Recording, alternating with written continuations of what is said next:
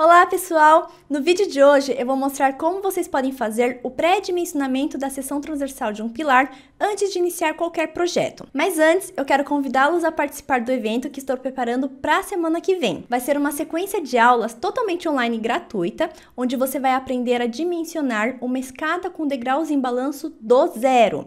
Eu vou te mostrar todo o meu processo de análise e cálculo nesse evento que está sendo preparado para te ajudar a se sentir seguro para fazer projetos estruturais como esse. Aqui na descrição do vídeo tem um link para vocês se cadastrarem. Então, bora pro vídeo de hoje!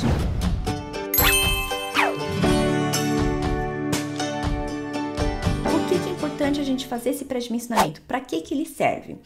Primeiro, ele serve para a gente estimar a força no pilar, né? Então, para a gente conhecer aí o nível de solicitação no pilar, as tensões a que ele vai estar sendo submetido. Quando a gente quer conhecer isso, para a gente ter uma noção, né, da magnitude de esforços no pilar, a gente faz o pré-dimensionamento.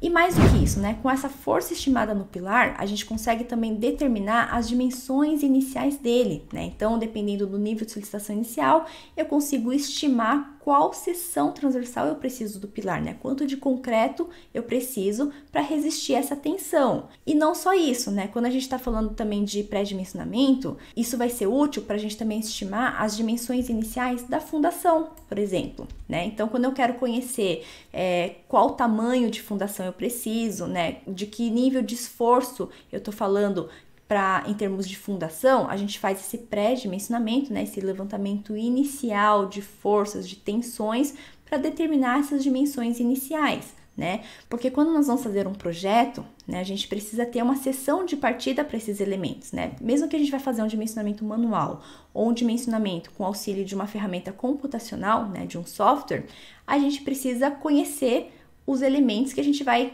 lançar nesse modelo estrutural, né? Então, a gente precisa fazer a concepção já com alguma dimensão.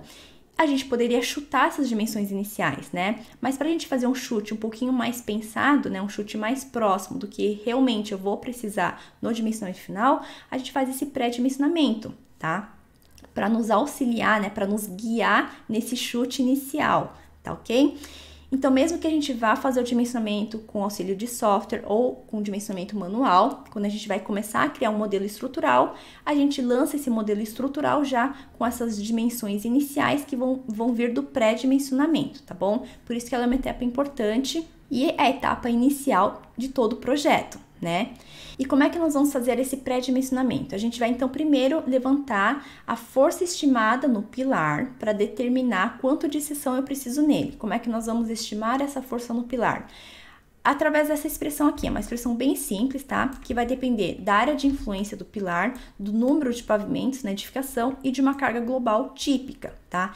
A área de influência, eu vou mostrar para vocês na próxima aula como determinar, mas é basicamente qual que é a ideia da área de influência, né? Ela é uma região, é uma área onde qualquer carregamento que estiver incidindo dentro dessa área, esse carregamento vai para esse pilar que a gente está estudando. Então, é realmente a influência que esse pilar tem dentro da sua edificação, dentro da planta de cargas, né? Então, a gente vai multiplicar essa área de influência pelo número de pavimentos e por uma carga global típica. O que é essa carga global típica? É uma carga global que vai englobar peso próprio dos elementos, sobrecargas permanentes e acidentais. E quando a gente está falando de edificações residenciais, essa carga global típica de um pavimento, ela varia entre 10 a 12 kN por metros quadrados, tá? Então, dentro dessa carga global, eu já vou ter aí estimado mais ou menos, né, o peso próprio, não só das lajes, mas também das vigas e dos pilares, né, sobrecargas permanentes e acidentais, tudo aquilo que puder estar agindo de carga dentro da edificação residencial, tá bom? Então, multiplicando esses três valores, a gente vai achar o valor de NK, que é a força estimada no pilar, com seu valor característico, né? Esse índice K é o valor característico que não está majorado ainda pelos coeficientes de majoração de cargas, tá? E por que a gente multiplica também por esse valor de N, que é o número de pavimentos? Porque a gente quer estimar a força no pilar no seu trecho mais carregado, e o trecho mais carregado do pilar é aquele trecho ali embaixo, né? O primeiro lance de pilar, que vai estar, então, recebendo a carga de todos os pavimentos superiores. Então, como eu preciso saber quanto de pilar, né, qual seção transversal de pilar eu preciso no ponto mais crítico, no ponto mais carregado, então eu preciso multiplicar pelo número de pavimentos que estão acima desse pilar, né, desse trecho. Então, vai ser o número total de pavimentos na sua edificação. Então, assim, a gente vai determinar, né, a força no pilar, a força que vai estar agindo nesse pilar, vai ser uma estimativa, porque a gente vai estar estimando esse valor através da área de influência e através dessa carga global típica, tá? Depois, quando a gente tiver um modelo estrutural, né, a gente vai determinar essa força no pilar, mas aí não vai ser uma força estimada, vai ser a força que efetivamente vai estar agindo ali no pilar, tá certo? Bom, então a partir dessa força no pilar, a gente vai determinar a área necessária de seção para resistir a esse nível de tensão, né, proveniente das cargas verticais, tá?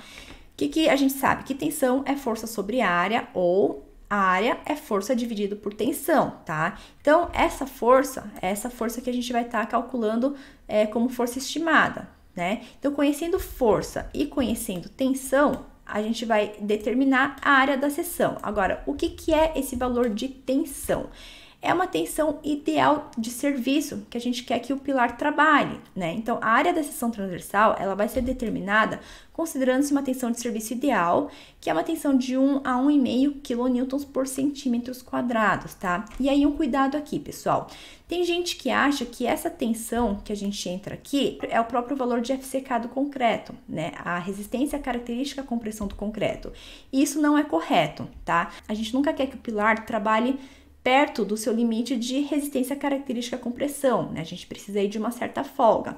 Por quê? Porque a gente também tem aqui não só forças axiais, esforço normal agindo no pilar, a gente também pode ter momentos fletores. E quando a gente tem momento fletor, a gente tem um acréscimo de tensão no pilar e, portanto, a gente precisa afastar, então, do valor, né, limite de resistência característica à compressão, porque se a gente atinge o FCK do concreto, o pilar vai romper. Tá? Então, a tensão de serviço ideal nesse momento, né, que a gente vai querer que o pilar acabe trabalhando dentro dessa faixa de 1 a 1,5, né, essa é a tensão de serviço para a gente determinar a área necessária da seção transversal do pilar, tá bom? Bom, o próximo passo é calcular a área de influência do pilar, que você pode ver nesse vídeo aqui, que já está disponível no canal.